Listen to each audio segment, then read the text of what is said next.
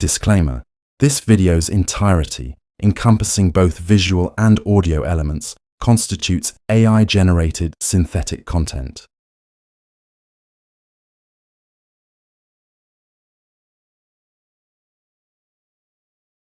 Eden 2.0. In the perpetual hush of Antarctica, a miracle stirred. Deep beneath the ice in a crystalline tomb lay the Genesis spores, not merely ancient, but prehistoric. They were whispers from a time before time, holding the blueprint for a world reborn. A world where our bodies hummed with an unparalleled vitality. Disease a forgotten word. A world where oceans pulsed with life, forests breathed deeply, and the earth itself healed its ancient wounds. This wasn't just a return to Eden. It was Eden version 2.0. An evolution. Humanity, the environment, all life, transformed, elevated, better than we ever dared imagine. The Genesis spores, a promise from the past, the key to our future. Small-scale, highly controlled trials began in desolate, uninhabited regions. Perhaps a hyper-arid desert or a heavily polluted industrial wasteland. The Genesis spores were introduced in microscopic quantities.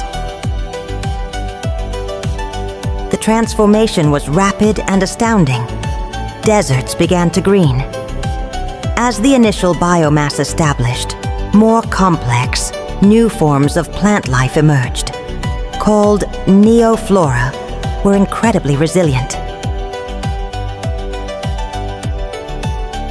Subtle positive changes were noted in research personnel within the contained test zones. Improved immune responses, faster healing of minor injuries, and a general sense of well-being were reported. This was attributed to the spores' low-frequency energy emissions and the rapidly purifying environment. Humanity fully integrated with the transformed environment.